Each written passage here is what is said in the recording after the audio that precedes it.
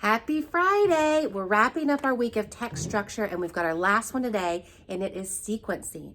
And hopefully you remember that sequencing is putting things in order that they happen and the events that take place in a logical order that makes sense. So today we're going to do a little reading like we do every day for an example for sequencing, and then we'll do some practice with our worksheet later. And then when you finish all of that, then you'll need to take your text structure quiz in Schoology. But right now, I'm going to read you a little bit from frogs, which I thought you might like since we already talked about frogs. But today, we're going to talk about their sequencing, their life cycle, the order of the events. So the author has presented this information to make sense, starting with frog babies. All frogs, even the terribilis, have mothers. Mother frogs lay eggs. When the eggs are ready, out pop tadpoles. So the eggs come first. And then next we have tadpoles. Now this author didn't use signal words in their text, so I'm going to kind of add them in. So first they become eggs, then they become tadpoles. Next, tadpoles are baby frogs, but they don't look like frogs yet. Tadpoles have tails. They live only in the water. And this is a Pacific tree frog tadpole.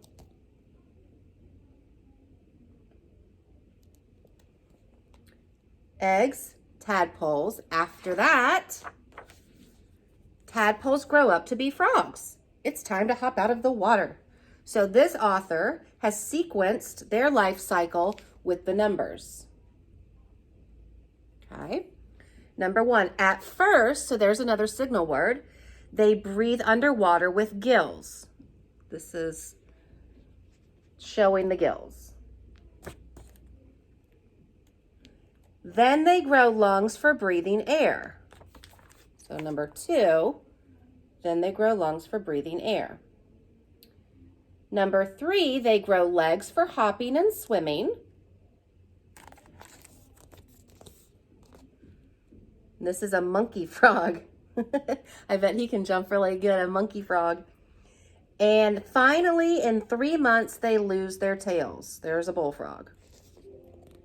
So this author has presented this life cycle in sequencing events with numbers like this. That's one way some authors do it. Now I'm going to show you another example. Butterflies for sequencing. It says there are 4 stages in a butterfly's life. So this author also uses numbers. 1, the egg. A mother butterfly places her eggs on a milkweed leaf. A tiny butterfly egg is the size of a pinhead. Oh, that's tiny. Teeny tiny. That's about the size of a period at the end of a sentence. This stage lasts 4 days. So this author is telling us how long the stage lasts. Whoops, my book is kind of falling apart. Hard working mamas. A female carries up to 400 eggs. She flies from leaf to leaf. On each leaf, she places only 1 or 2 eggs. That's a lot of work. Weird but true. A monarch caterpillar eats its eggshell before it starts eating the milkweed. Okay. So stage 1, we have the egg. Stage 2, we have the caterpillar. A tiny caterpillar hatches from the egg. It eats milkweed all day long.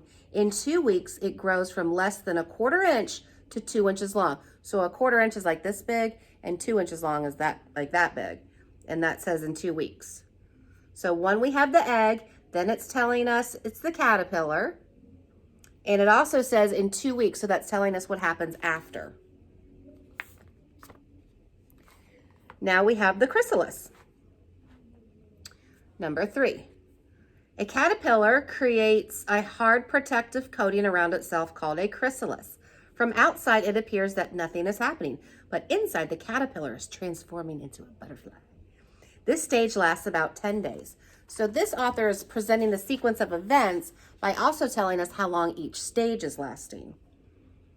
Down here it says a chrysalis is an insect between larva and adult stage in the hardened case or cocoon.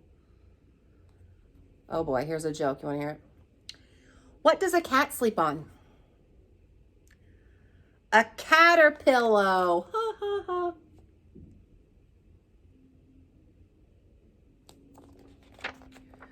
Now, the reason why I brought this text in is because you know how the other author had the circles with the ones and twos. This book is presented almost like a timeline. After 10 to 12 days, the chrysalis becomes clear and cracks open. The butterfly comes out head first. Its wings are small and crumpled. The monarch pumps liquid through the veins in its wings to enlarge them. Wow. It's a pretty amazing little creature there, huh? The butterfly's veins stiffen. About 1 hour after it comes out of the chrysalis, the monarch is ready to fly. And stage 4, when the chrysalis opens, a butterfly is born.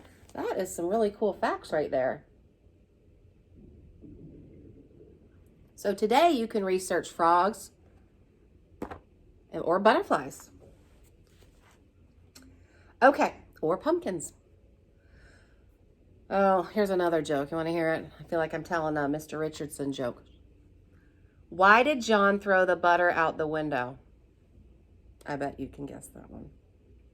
He wanted to see the butterfly. Ha ha ha ha ha.